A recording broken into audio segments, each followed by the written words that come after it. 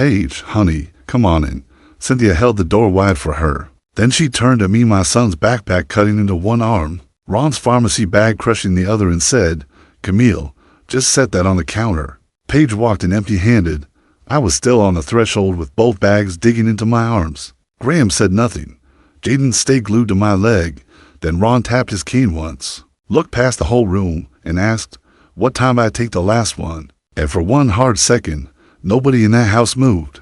Jaden's backpack hit my forearm first. Then Graham set Ron's white pharmacy bag on top of it, pressing both against the tote already hanging off my shoulder. He didn't ask. He just said, Jaden's folder is in the front pocket.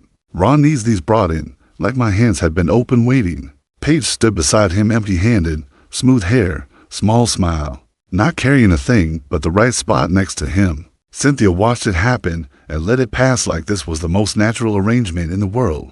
My phone buzzed somewhere under the straps with a billing alert from work, and I had to shift everything against my hip before it all slid. Jaden looked from Graham to Paige to me, quiet and watchful. My jaw tightened so hard it hurt, but I fixed my grip, tucked the pharmacy bag higher, and said nothing, because my son was standing right there and everybody in that moment was already expecting me to carry it. Before anybody could keep arranging us, Jaden came straight to me.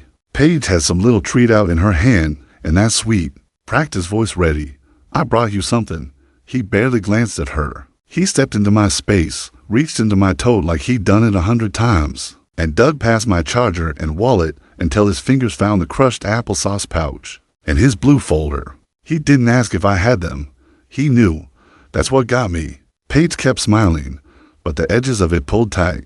Graham shot me a look like my being prepared had somehow messed up the picture. He was trying to stand inside. Cynthia turned away to fast and pretended to be looking at the cars. I twisted the cap off the applesauce and handed Jaden his folder. For one soft second, it was just me and my child and the routine that actually belonged to us. Then I felt them watching, and I smoothed my face back out while Paige stood there still holding something he never wanted. I got Jaden to the car and pulled the back door open, ready to start the rest of my night, when Graham put his hand on the door and stopped it from closing. Ron's waiting on you, he said, calm as ever. He wants you to come in and settle his evening meds. That was it. No can you. No do you have time. Just one more piece of my evening assigned to me like he still had a right to it. Paige stood just behind his shoulder, quiet and comfortable, like none of this was strange. Jaden paused with one foot by the curb and one near the seat, looking up at us. All I could think about was dinner, the gas light that had been on since yesterday, and the work I still needed to finish when I got home. My eyes dropped to Grant's hand on the door, then to the pharmacy bag under my arm. Heat rushed up my chest so fast I almost answered from it. But Ron would feel that first. So would Jaden. I kept my hand on the handle and didn't shut the door. The pill organizer was already sitting on Ron's kitchen counter when Cynthia opened the door. She smiled straight past me. Paige, come on in, honey. Her hand opened toward the house like Paige belonged to it. Then Cynthia looked at the pharmacy bag tucked against my side and tipped her chin toward the kitchen. You can just set that on the counter, Camille. Just set that, like I was dropping something off, not carrying the part of the evening nobody else could run. Graham stood there and let his mother do the sorting. Paige stepped inside easy, like the welcome fit her. Jaden stayed close to my leg, not moving with the rest of them. I stopped on the threshold with his backpack cutting into one arm, and Ron's meds pressed to the other. My fingers found my watch band and smoothed it once. In that doorway, Cynthia had managed to turn family into position. Paige got the inside path. I got assigned a surface. Ron was already in his chair, cane tapping once against the floor, while Cynthia leaned over him in that careful voice she used when she wanted to sound in charge. Paige hovered nearby, ready to be seen helping. Graham started to say something about the meds, but Ron didn't answer any of them. He looked right past the whole lineup and found me by the counter with the pill organizer in my hand. What time did I take the last one? He asked. Then he jerked his chin toward the chair. Set that first. Cynthia's face slipped for half a second. Paige froze where she stood. Graham saw the room shift and didn't say a word. Jaden went quiet by the doorway. I knew the order without thinking. Water first. Chair back a little. Wait till he settled before the pills, because his hand got shaky if he reached too soon. I moved toward him, and the tightness in his shoulders eased before I even touched the chair. In the same room, where they'd just handled me like help, Ron waited on me like I was the only one he trusted to do it right. By the time I got Ron's water lined up and started sorting his evening pills, Paige had found another way to claim space. She knelt in front of Jaden and pulled a cream sweater from her bag, like she'd been waiting for the right moment. "This will look so cute on you," she said. Already opening it, Jaden was still in his wrinkled school polo, half untucked, tired from being dragged through one more stop after school. Paige laid the sweater across his chest and started smoothing it down with both hands, fixing the collar underneath like she had permission. Cynthia looked over and gave her this pleased little nod that hit me like a slap. Graham didn't stop it. He didn't even clear his throat. He just let her keep touching my child like sweetness made it okay. Jaden went stiff, not loud, not fussy, just stiff. Then he looked over at me while my hands were still on Ron's medicine, and something in me went flat and cold. I set Ron's pills down and went straight to my son. Paige was still fussing with that sweater when I took the fabric between the fingers and eased it out of her hands. "He's fine," I said. Then I looked at Jaden. "Not her. You don't need that over your polo.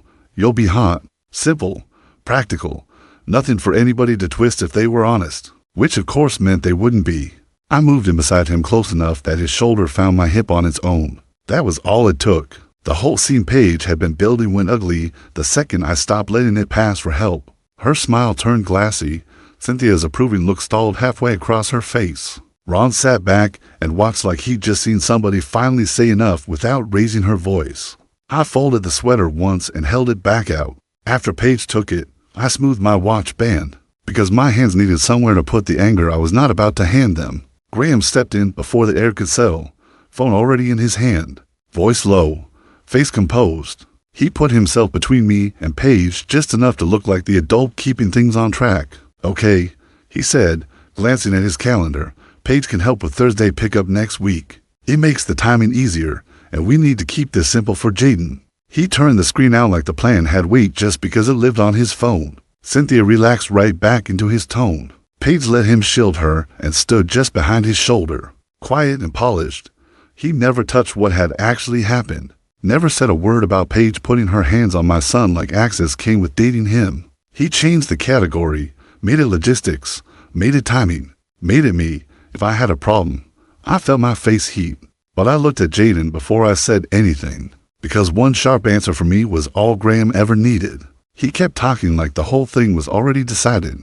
The blue folder was bent at the corner where Jaden had been working it in his hands. Graham was still doing that calm, settled voice about next week being easier when Jaden looked up and asked, "Who takes this on Thursday?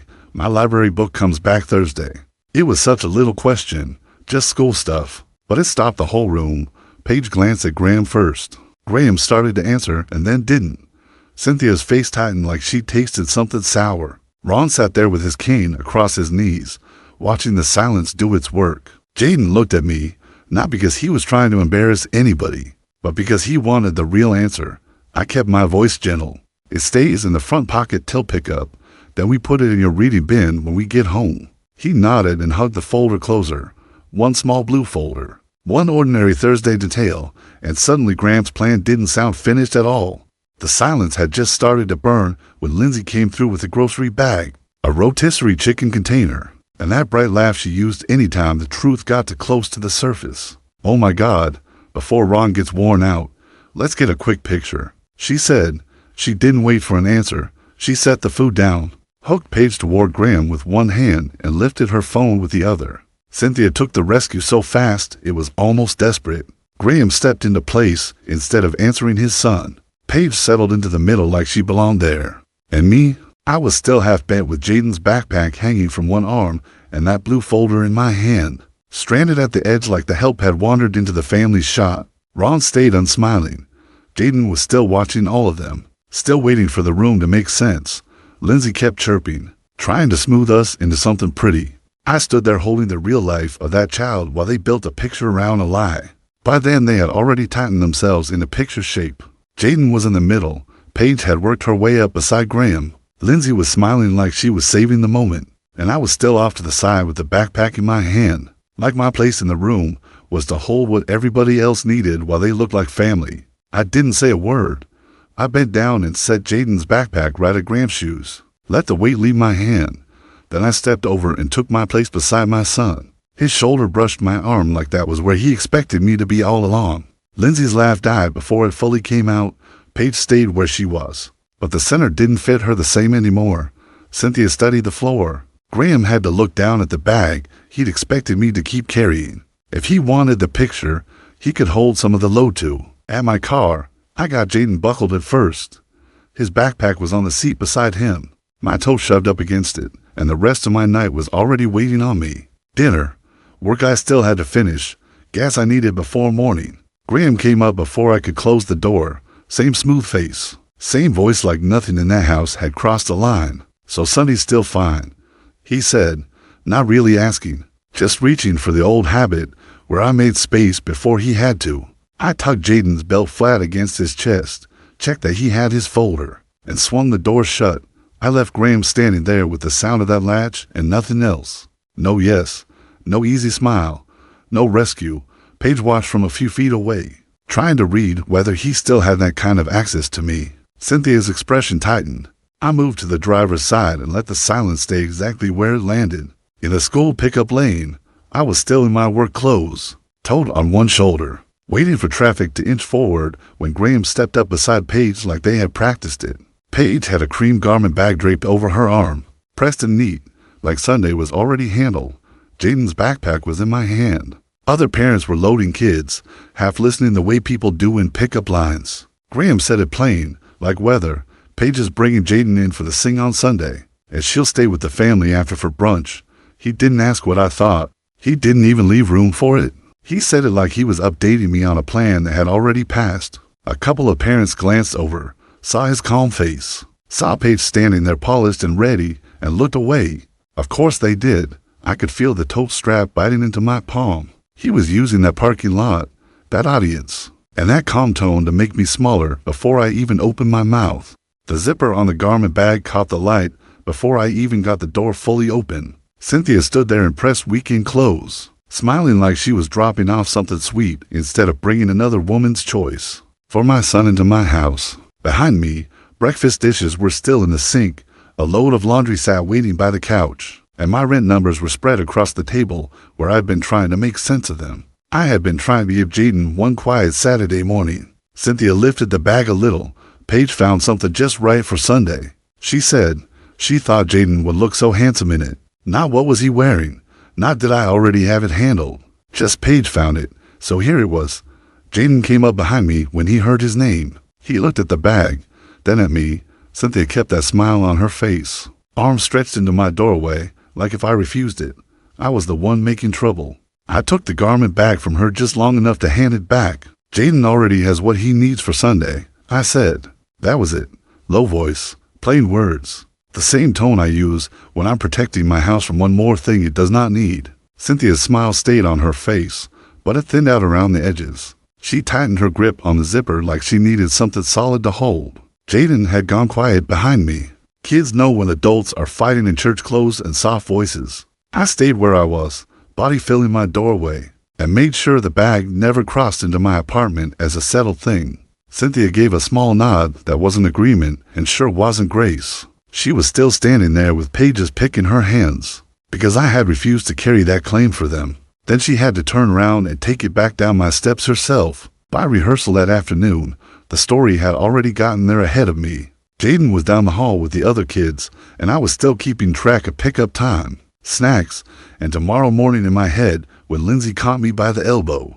She had a paper plate of cookies in one hand and that bright, easy smile she used when something ugly needed to be made cute fast. Come on, she said with a little laugh. Everybody's just trying to make Sunday easier. She kept talking before I could answer. You know how Cynthia gets. Nobody meant anything by it. A few choir parents were gathered nearby, half listening while they pretended to fuss with their kids. I could feel them settling into Lindsay's version because it sounded friendlier than the truth. She squeezed my arm again, like she was calming me down instead of rewriting what happened. In her telling, the problem wasn't that Paige picked out my son's clothes. The problem was me not making that feel normal. In the church foyer, I had Jaden's coat over one arm and his choir folder tucked against my side. Cynthia spotted a circle of women from the congregation and lit up like she was stepping into her real role for the day. She put a warm hand on Paige's back and drew her right into the middle. "This is Paige," she said. She's become such a part of things with our family." Graham stood there beside them, comfortable as anything. Then Cynthia turned my way with that thinner smile. "And this is Camille. She's here with Jaden this morning." That was all. Paige got folded into family language. I got introduced like an extra adult attached to my own child. The women followed Cynthia's lead without missing a beat. Full warmth for Paige. Polite little nods for me. One of them bent toward Jaden and told him how handsome he looked, while I stood there holding the folder, the coat, and the whole morning I had already carried. Near the lineup room, a volunteer leaned out and started to ask where Jaden was supposed to stand. Paige moved before the question even landed. She stepped in front of me, smoothed Jaden's collar between two neat fingers, and answered over my shoulder like she belonged at the center of every part of his day. "He's good over here," she said, easy and sure. "He just needs a second." Jaden's choir name tag sat a little crooked against his shirt, and he went stiff under her hand even while she kept smiling. The volunteer took Paige's answer first because it came with confidence, and Graham was right there backing her up. Graham didn't correct a thing. He just let it happen, like her reaching for my child cost him nothing. I stood right there with my fingers at my watch band, going still on purpose. One sharp word from me in that hallway, and suddenly I wasn't protective. I was jealous. I was difficult. So Paige got to borrow motherhood in front of strangers, and everybody acted like it was help. Cynthia touched the end of the pew like she was doing me a favor. There was already a folded bulletin sitting on the edge seat. One neat little place saved off to the side while Graham, Paige, and the rest of them closed up together farther in. Anybody who has spent time in church knows seating means something. Who gets tucked in? Who gets left at the edge? Jaden was already down the row. I looked at that bulletin. Then I walked right past it. No speech. No performance. I slid in beside my son and set my hand on the back of his shoulder like that was the only place I had ever been going. To sit. Cynthia froze with her fingers still half lifted. A couple heads turned. The Mercer arrangement stopped looking natural and started looking arranged. That bulletin stayed on the side pew, crisp and untouched, and the empty seat beside it said more than any argument could have. After the sing, I went to get Jaden some water. When I came back toward the fellowship hall, paper cup in my hand, I heard Graham before I reached him. He was standing with one of those church couples people always call sweet, and Paige was beside him looking quiet and polished.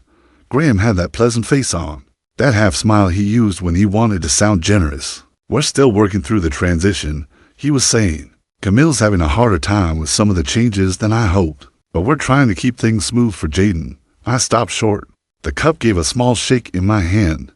He wasn't telling them what happened. He was translating my boundary into hurt feelings so he'd still sound like the patient adult, and I'd sound like the delicate problem. The couple gave him those soft, sympathetic nods people save for a man speaking calmly. Then they looked at me like I was the situation he was managing.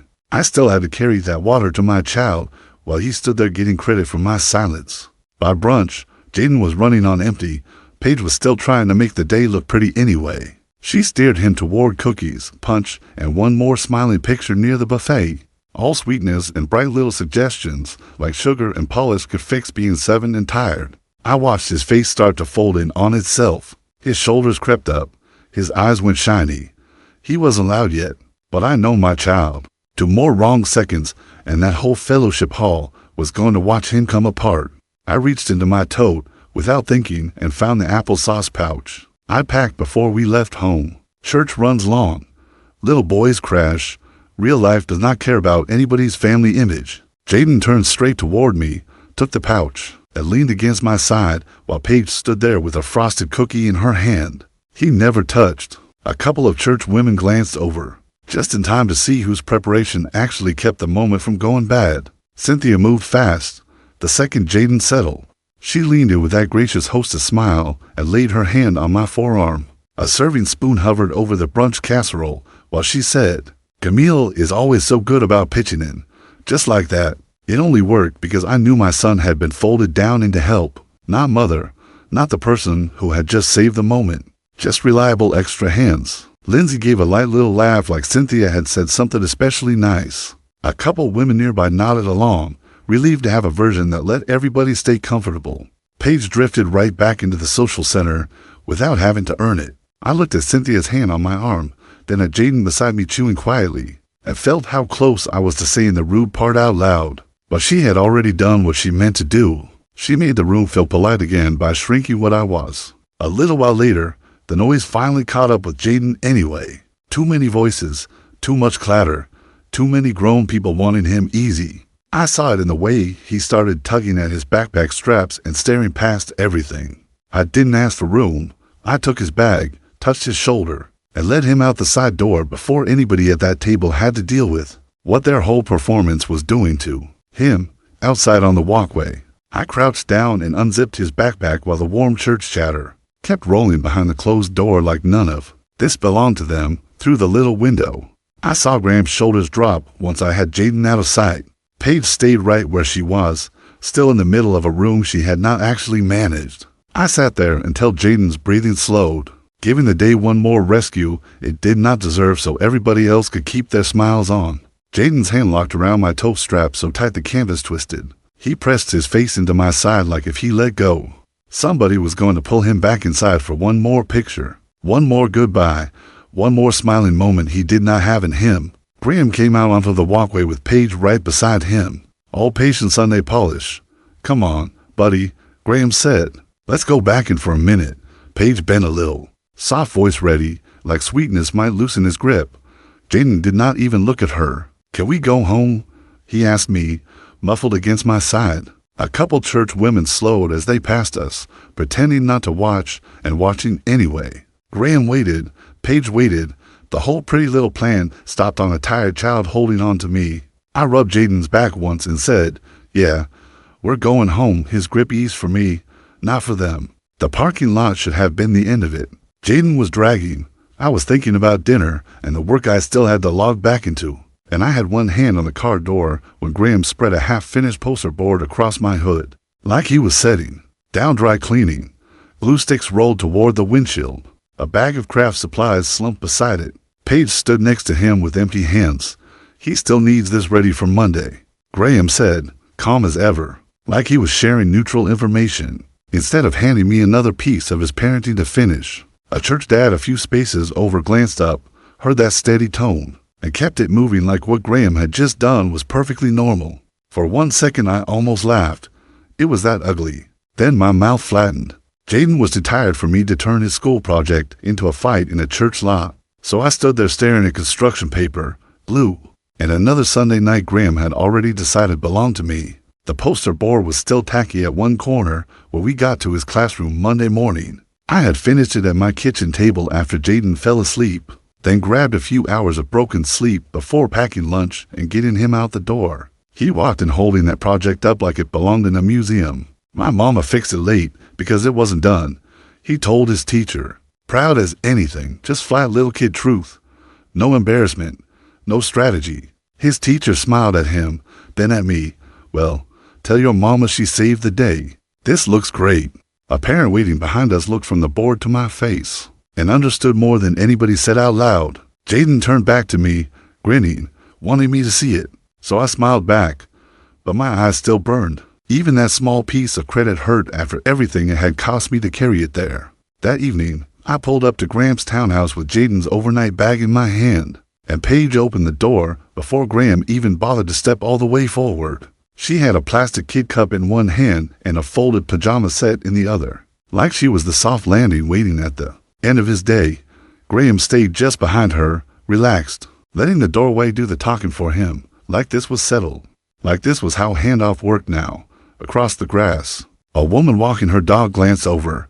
She did not know us. She did not know anything except what was right in front of her, Paige framed up in that doorway, with bedtime in her hands, me outside holding the overnight bag, and Graham standing back like the picture made sense. I went very still, not because I was confused, because I knew exactly what he was doing, and I knew one wrong look from me would become the story instead of the insult. Paige crouched down with a cookie and that bright little voice people use when they want a child to slide into the version they already built. "Hey, buddy, come on in. I got you something." Jaden barely glanced at her. He stayed right there on the step and looked at me instead. "Where's my blue headphones pouch?" he asked. "I need it first." That tiny blue pouch lived in my tote because I knew how these evenings went. Too much noise, too much shifting, one small object standing between okay and not okay. Graham started to say something, then stopped. Paige was still holding out that cookie. The woman with the dog looked back a second time because the doorway no longer read easy. Nobody moved, not until I did. My fingers closed around that little blue pouch, while all three of them stood there waiting on something only I had thought to bring. That little blue pouch sat in my palm like it weighed more than it should have. I crouched in front of Jaden and kept my voice low. Headphones first, then pajamas, then quiet time, okay? He nodded without looking at Paige. His fingers were still hooked in my sleeve. I pulled the inhaler spacer from the overnight bag, set both pieces in Graham's hands, and held onto that pouch one extra beat before I let it go. Graham got to stand there looking calm. Paige was still crouched by the door with that useless cookie in her hand. But the only reason Jaden finally loosened his grip on me was because I had already packed the landing for him. He took a breath, took the pouch back from Graham, and stepped over the threshold. When his hand slipped out of mine, my voice almost went with it. I swallowed hard and stayed where I was while my own work walked inside with my child. The transport van was already idling in Ron's driveway when I pulled up in the middle of the afternoon, my work headset still hanging around my neck and my laptop bag biting into my shoulder. Graham and Paige were both out there at the open van door, talking to Ron in those careful coaxing voices people use when they think words ought to be enough. Ron had his cane planted hard beside the step and his whole body set against moving. The driver stood off to the side trying not to look involved. A neighbor across the street was not pretending at all. Graham turned the second he saw my car, so did Paige. I was already irritated they dragged me out of work for one more thing. But then I saw Ron's face. Under all that stubbornness was fear. He had said nothing to them, not one useful word. He just stood there and refused the whole arrangement until I came up the drive. Then his eyes found me, and everybody there knew the trip still was not starting without me. By the time I got to the van, Ron was still planted at the step like he had grown there. Graham had already used up all his calm words. Paige had that fixed smile on, the one she wore when she wanted effort to look like competence. I went straight past both of them. I turned Ron's cane a little so the tip sat right, put his scratch thermos back in his hand. Then I said the sequence the same way I always did. Rail first, left foot up, pause, now bring the cane. That was it. No speech, no coaxing. Ron moved on the first try. The driver stopped looking at Graham and watched me instead. Paige's face tightened for half a second before she found her smile again. I was already irritated from getting pulled out of my workday, and I know that sharpness showed in my hands. Still, Ron followed my voice and my order, not theirs, just like he always did. At the intake desk, the therapist asked one of those simple questions that only sound simple. If you are not the one carrying the routine, when does his fatigue usually hit? Graham answered first, broad and polished. Afternoons can be harder. Then came the next question. Last medication time. Water intake. How long after lunch before Ron starts dragging that right side? Graham's answer slowed down. The therapist's pen hovered over the clipboard. Ron didn't help him. He just looked past his own son and over at me. After that, the room shifted without anybody announcing it. The therapist started asking me directly. The receptionist did too.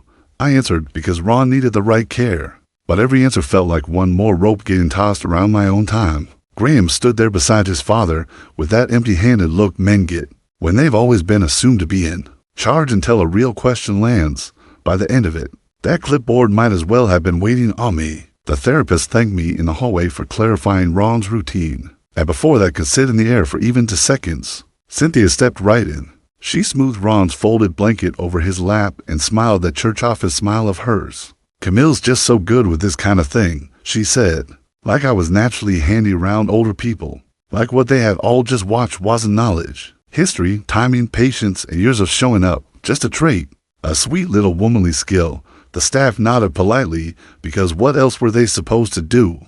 But they had already seen who answered the questions. They had already seen who Ron waited on. Cynthia kept smiling and fussing with that blanket like she had cleaned the whole thing up. My eyes went cold right then, because that was the move every time. Let me solve it, then make me smaller before the truth could settle in the room. My keys were still sitting on the hall chair by Ron's front door. Usually I didn't touch them until he was settled. The walker parked right. Water nearby. Somebody fed. Everybody calm.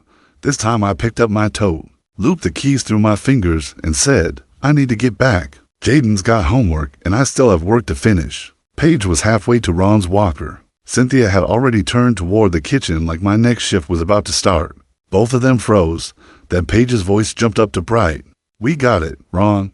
Cynthia's smile went hard around the edges. Graham's face changed first. Not much. Just enough for his calm to look tighter than it had a second to go. Ron looked tired, and that pulled at me harder than any of them did. But he was standing in his own house with his son, his wife, and the woman they'd been so eager to put in the center. I opened the door anyway and left them there with the rest of it. I had barely made it to the porch when everything jammed up behind me. Ron hit the threshold and stopped.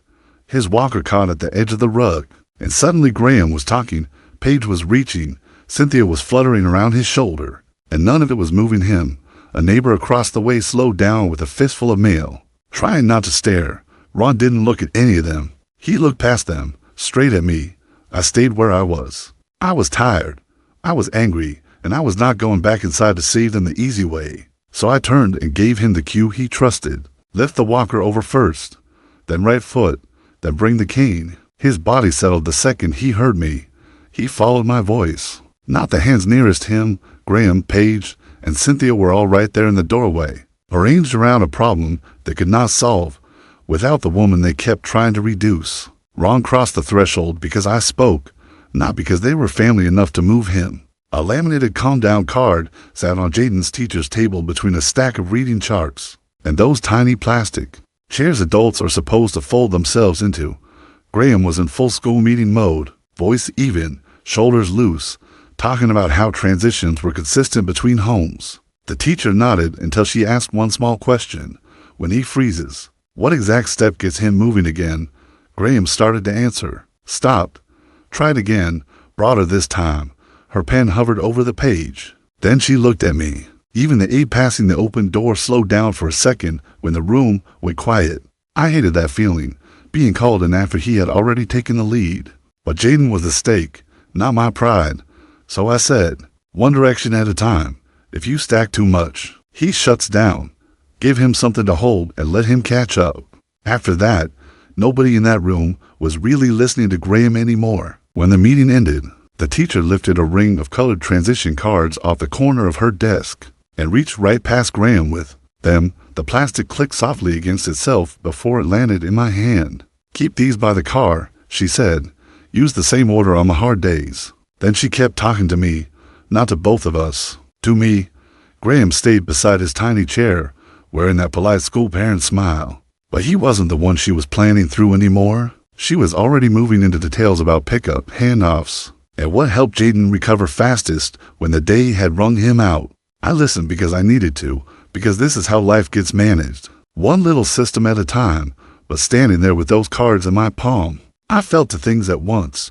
The first was the small satisfaction of being seen clearly. The second was irritation, because every time somebody finally noticed what I carried, it threatened to become one more thing for me to carry. Paige was waiting outside the art room with a juice pouch and a smile so ready it looked rehearsed. She dipped down as soon as Jaden came through the door. Hey, buddy, look what I got.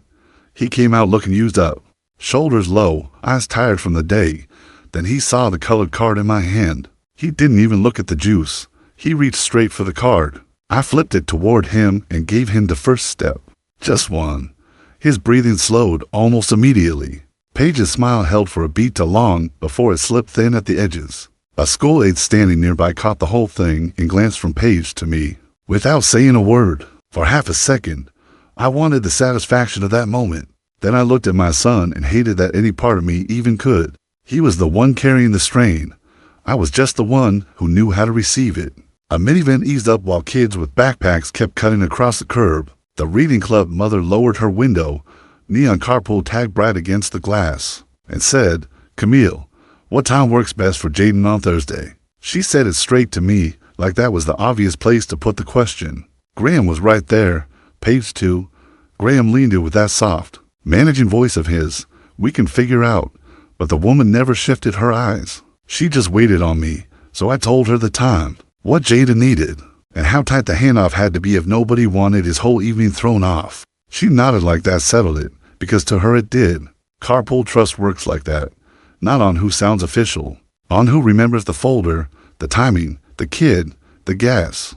All the small things people act like don't matter until they do. Standing there with Graham half a step behind me, I felt how dangerous it was for somebody outside that family to see me clearly. By Thursday pickup, Paige was already at the car with the back door open and her hand on the frame, like she belonged there. Graham was talking to the same carpool mother in that smooth, settled voice of his, saying Paige would handle Jaden's ride and homework stop from now on. Like all he had to do was say it out loud and the rest of us would fall into line. Jaden came up to the curb with his backpack half open and that Thursday folder sticking out. Then he stopped, just stopped.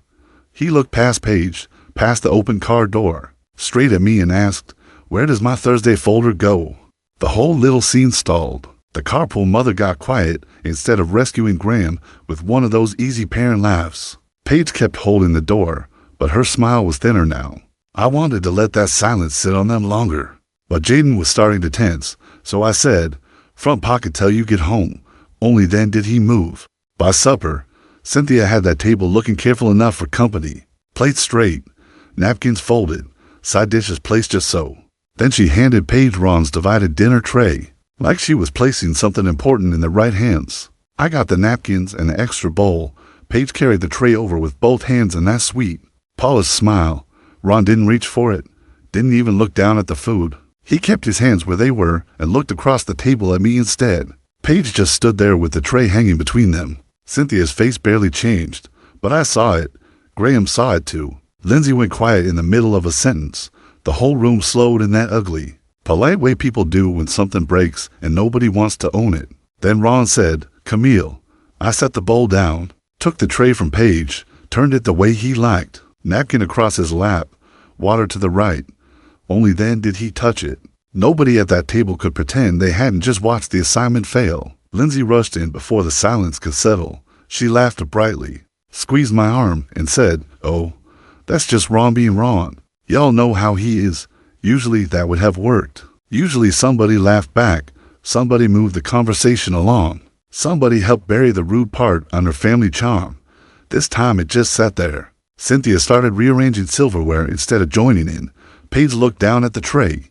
Graham gave a late little chuckle that died on its own. A serving spoon tapped the edge of the casserole dish. Once, and even that sounded too loud. I could feel the table deciding whether to keep pretending or let the truth of the moment stay in the room. Part of me wanted to help it along, just say the plain thing and make somebody answer it.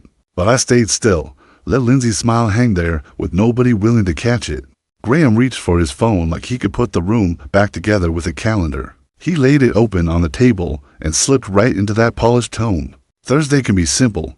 Paige can check on Dad after pickup, and we keep the evening streamlined. He sounded like a man closing a meeting, not guessing. Ron didn't let the performance breathe for long. He looked up and asked, "What time are the pills?" Simple question, basic one. Graham's voice thin on the next breath. He glanced at the screen first, like the answer might be sitting there waiting for him, then finally looked at me. Cynthia didn't give her usual approving nod. Paige went still.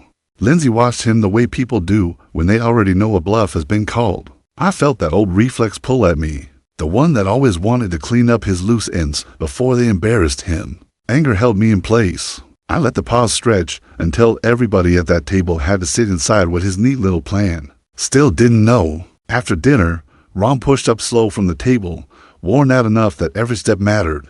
Paige hurried to him, reached for the walker from the wrong side. It froze right there with both hands hovering over it. Ron's shoulders tightened. I stayed where I was.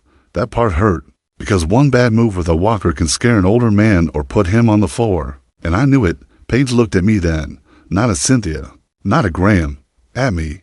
I didn't cross the room. I said, "Other side." Leave the chair open. Let him turn first. Quiet, plain. She shifted exactly the way I told her to. Ron eased down into the recliner without a stumble. Cynthia watched Paige follow my lead like she couldn't look away from it. Graham looked off toward nothing. I kept my hands at my sides. I helped him get there, but I did not rescue the lie again. By the time coats came off hooks and Jaden's backpack was back in somebody's hand, the whole front hall had a tired end-of-evening feel. Graham started again anyway. Calm voice. Thursday pickup. Ron check-in. Same familiar tone like a plan became real just because he said it in order. But nobody moved. Jaden stayed near the door instead of heading out. Ron planted his cane and waited. Cynthia paused in the doorway with her hand still on the frame. Even Paige held still. I had my keys looped through my fingers, and every part of me wanted to walk out and let them sit in the gap they made. Then Graham looked at me, because of course he did. They all did. I said, "His pills are after supper, not before." That was the missing piece.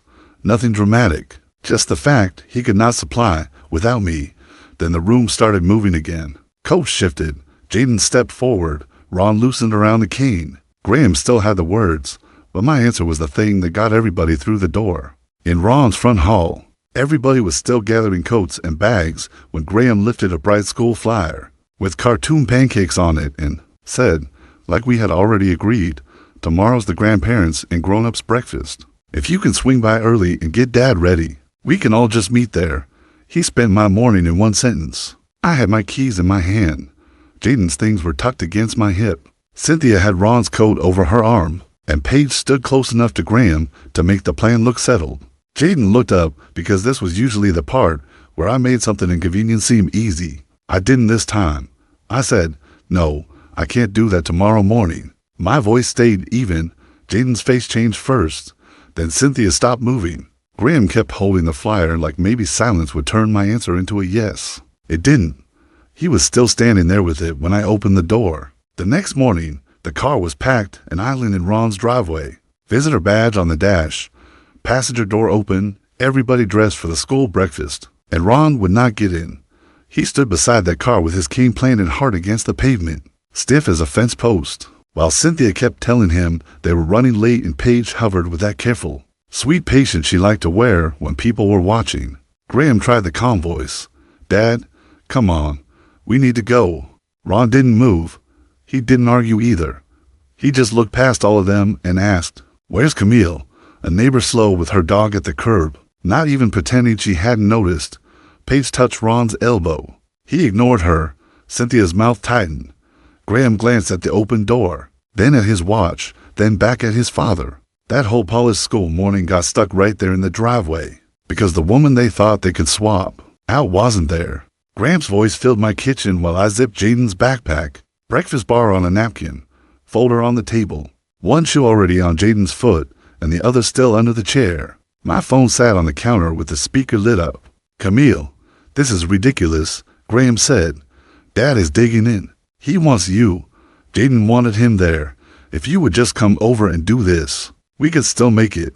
I kept moving, folder in the front pocket, snack on the side, jacket next. Jaden got quiet enough to hear too much. Then Graham softened his voice, which was worse. "Don't do this to Jaden." My throat pulled tight so fast I had to swallow before I answered, because that was always the move. Turn my boundary into something I was doing to my own child, instead of something they built on me for years. I said, "I'm getting Jaden to school." He started in again about Ron. I picked up the backpack, took Jaden's hand, and ended the call. The cafeteria was loud in that fake cheerful way school events get. Paper trays, syrup smell, kids already laughing at tables with grandparents and aunties and whoever could make it. Jaden stood in line beside me, gripping both backpack straps so tight his knuckles looked small and pale. Every few seconds he pulled them straight, lined them up, then searched the doorway again. "Is Grandpa still coming?" he asked. Then again, to breaths later, he said he was coming, right? I bent down and fixed his collar, touched the strap, told him, "Look at me, one thing at a time. We get our breakfast first." He nodded without really hearing me. A teacher smiled at us, then glanced toward the entrance too. Another parent watched me rub circles into his back like she already knew who was doing the steadying. My eyes burned, but I kept my face even. I could not repair the morning. I could only hold my son while he waited on a promise somebody else had dropped. We were halfway through the breakfast when Graham finally rushed in. Work clothes, hair out of place, visitor sticker crooked on his chest like he slapped it on while moving. He was breathing too hard for a man who liked to show up looking easy and in control. And Ron wasn't with him. Graham stopped under those cafeteria lights and scanned the room until he found Jaden. Heads lifted at nearby tables, then those same eyes slid over to me, to Jaden, back to Graham. Nobody had to say a word. The picture had already told on him. I had gotten Jaden there, gotten him fed, gotten him mostly settled. Graham looked like the morning had dragged him in by the collar. I thought that sight might feel better than it did, but then Jaden saw him and sat up straighter with that hopeful, worried look kids keep giving even after adults disappoint them. Graham was still catching his breath when our table went quiet. At the craft table, there was one chair sitting open beside Jaden. Ron's chair. Paige slid into it like the space belonged to her, smiling upright, a paper syrup bottle in one hand and construction paper in the other. "Come on, let's make Grandpa one," she said, already leaning toward him. Jaden didn't take the bottle. He turned his whole body away from her and reached past her toward me. "Mama, you do it. Just like that." Paige stayed there with that smile still pinned on, but it had nowhere to go. A teacher hovering nearby stopped pretending the arrangement looked normal. She looked at me instead of Paige and asked, soft, "Do you want him to settle first?" Graham was close enough to see all of it and still didn't step in. For one mean little second, something in me felt satisfied. Then I hated myself for it, because my boy wasn't trying to make a point. He was overwhelmed. I bent beside him, and Paige was left holding sweetness nobody wanted.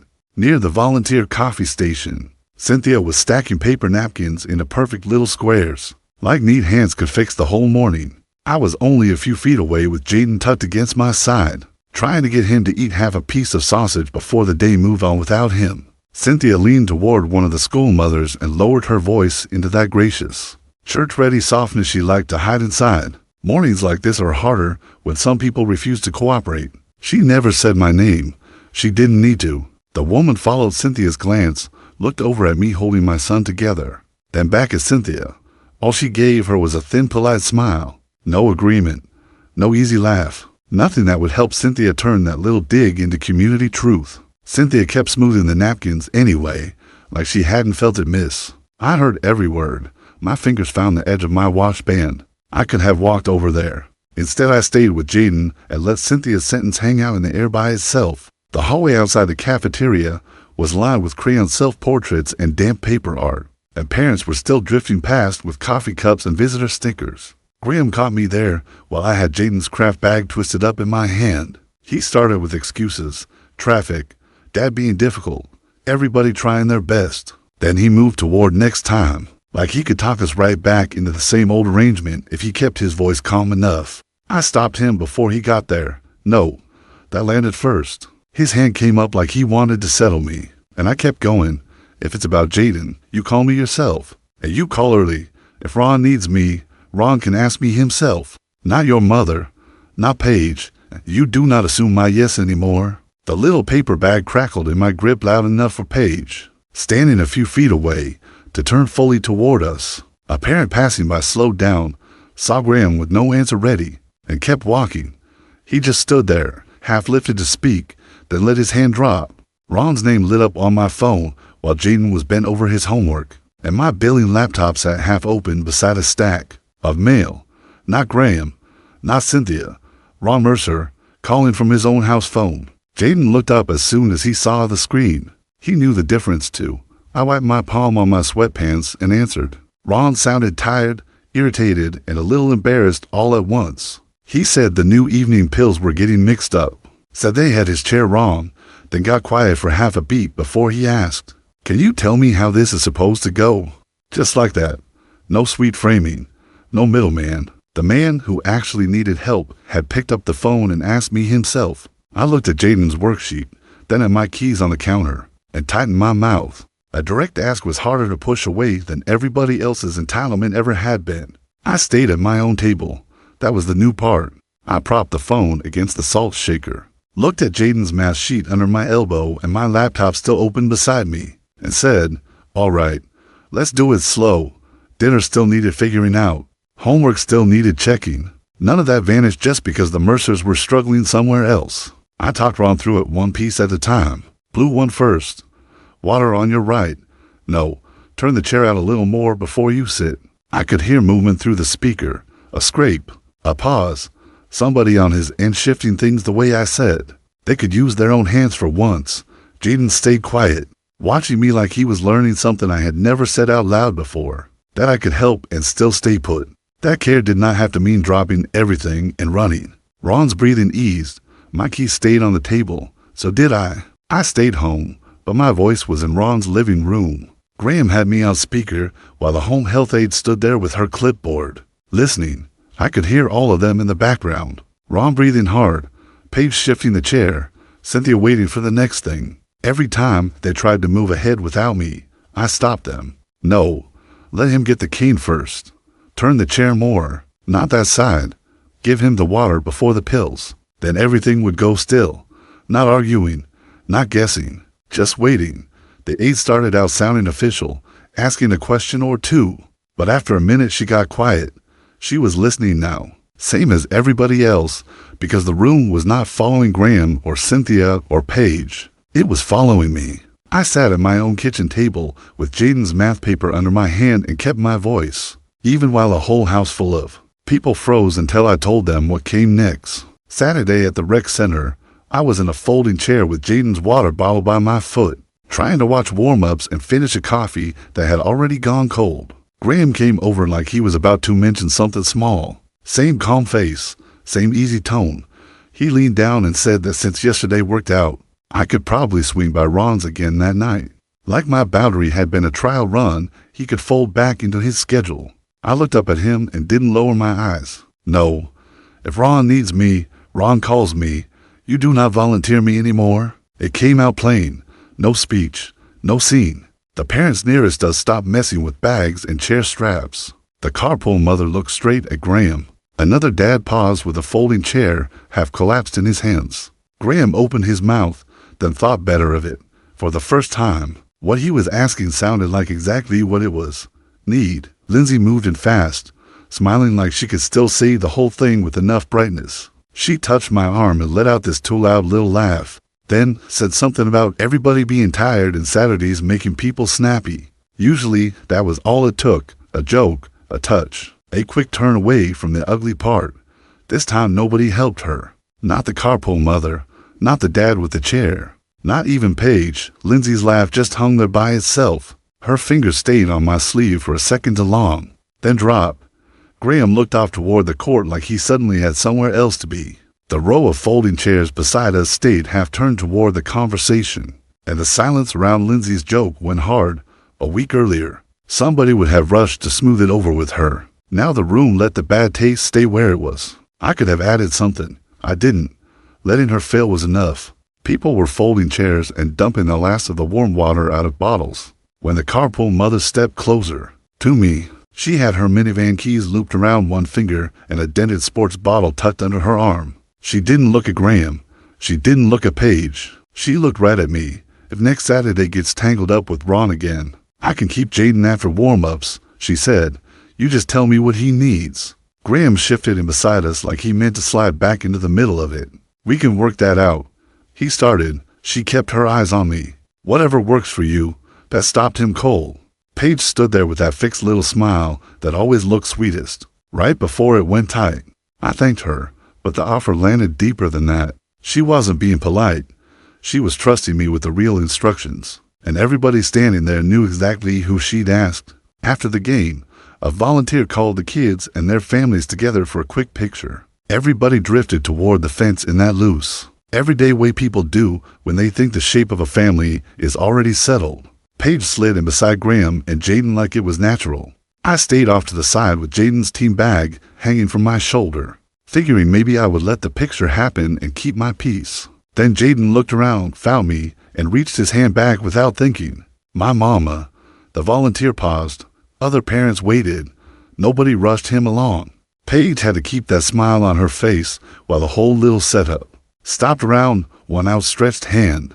I walked over because my son was still waiting for me, not because anybody had finally gotten honest. He grabbed my fingers and only then turned back toward the picture. That photo was not happening without me in it, and that landed deeper than I wanted it to. The home health aide had a blood pressure cuff draped over one arm and her pen lifted over the notes, while Graham stood by Ron's recliner talking like he'd finally gotten everything under control. He said evenings were more streamlined now, calmer, more consistent. He used that smooth voice that usually made strangers relax. The aide listened, then asked one simple question. What cue does he trust when he freezes before the transfer? Graham opened his mouth.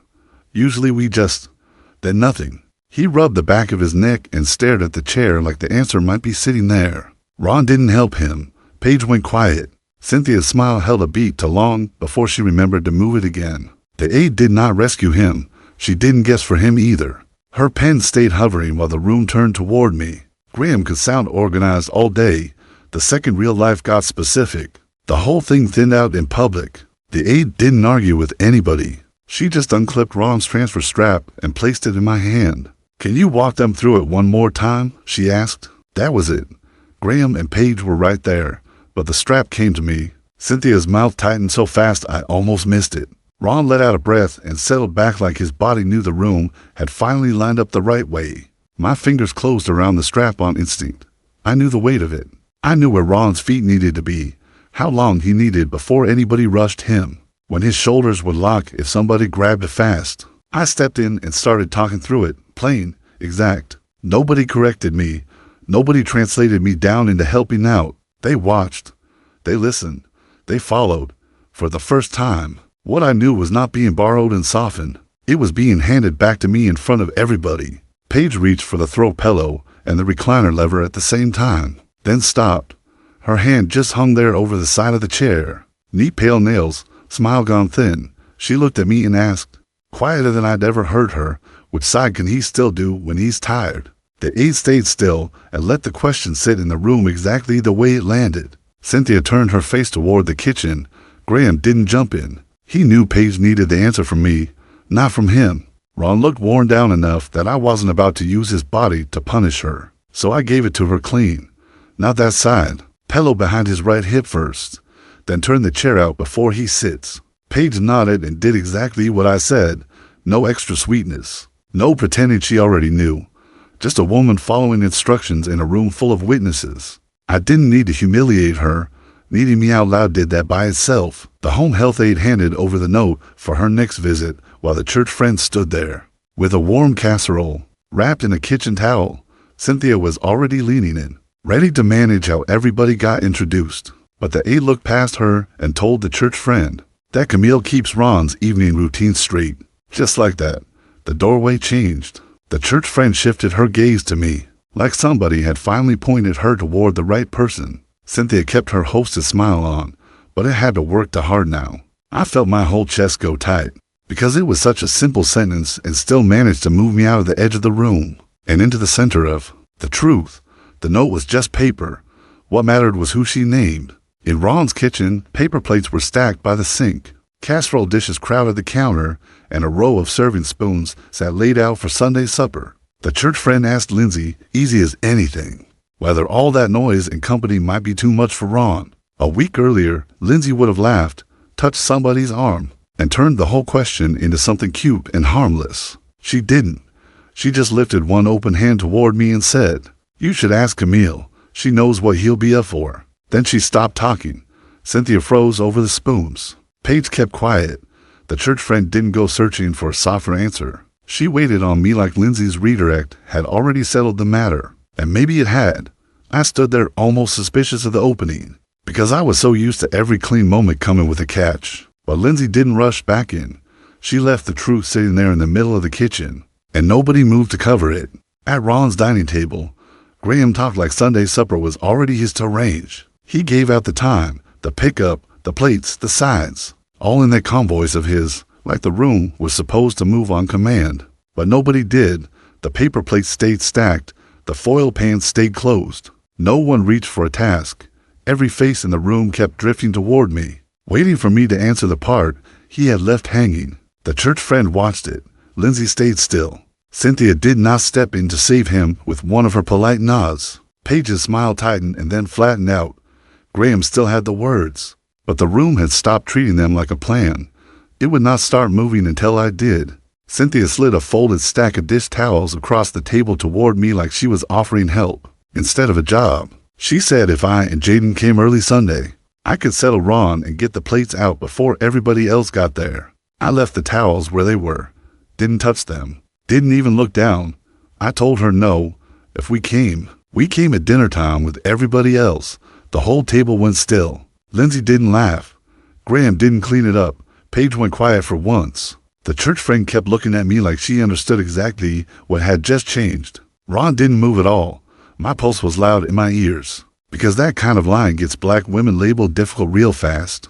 But I was done being handed the serving job and told that was the same thing as belonging. The towel stayed right there between us. Sunday evening, Cynthia opened the front door with a dish towel in hand and kitchen heat behind her, ready for me to slip right back into the work of the house. Instead, I was standing there with Jaden beside me, my purse on my shoulder, and nothing in my hands at all.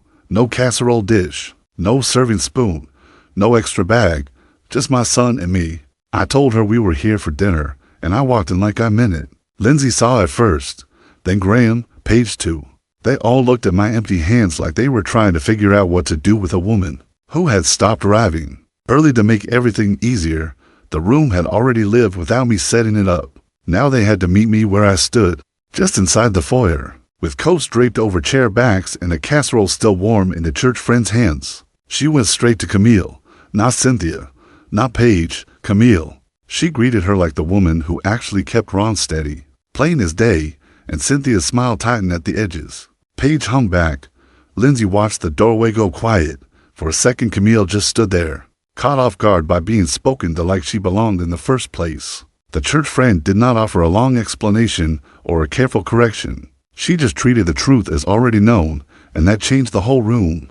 Now everybody had to decide whether to keep pretending the old labels still fit. At the dining table, with plates crowded close and Ron's cane leaning against the chair, Lindsay reached past the old habit and pulled out the seat between Ron and Jaden. Then she laid a folded napkin there before anybody else could decide where I belonged. It was a small move, but it changed the whole table. Cynthia's face went tight because her usual way of sorting the room had nowhere to land. Paige stayed quiet. Graham looked at the chair, then at me, and didn't say a word. The church friend watched like she understood exactly why that seat mattered. I stood there a second longer than I needed to, just because years of being pushed to the edge had taught me to expect the catch. There wasn't one. The chair was waiting. By the time the serving bowls started moving, Paige was leaning in with that bright little smile, ready to make Jaden's plate for him. Jaden didn't even really look at her. He turned straight toward Camille and handed his plate over. Asking for the food his way, Paige stayed with the spoon in midair. The church friend saw it. Lindsay did not rush to smooth it over. Graham had nothing ready to say because the moment was too small to argue with and too clear to ignore. Jaden had just rooted the whole thing back through the woman he trusted, and Paige had been left standing there looking like somebody who thought she had already been accepted.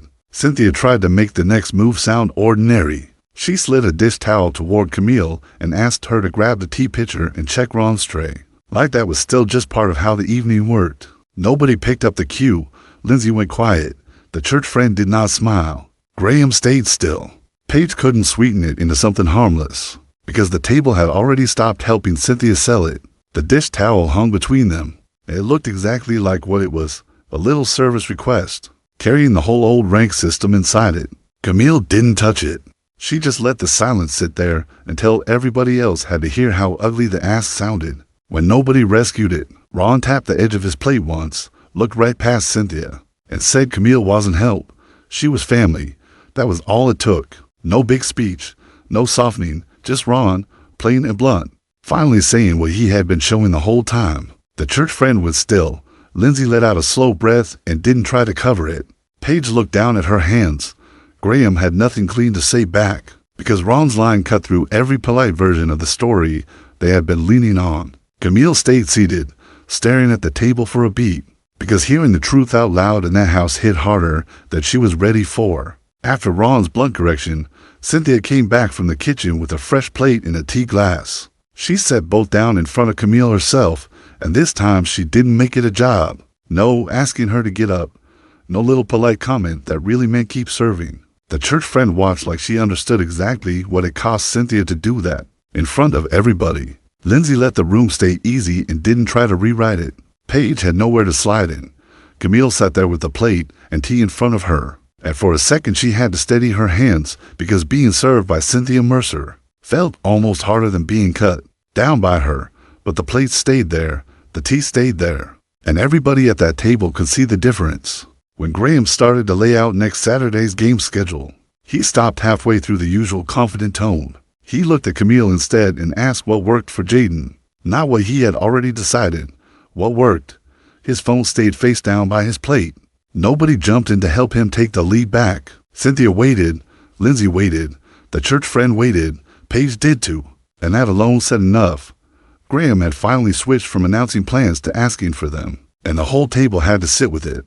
The question hung there, plain and direct, with everybody at the table waiting for Camille to answer. When dinner broke and the first plates lifted, Cynthia turned toward Camille and asked her and Jaden to stay in the living room with Ron for dessert while the rest of them handled the kitchen.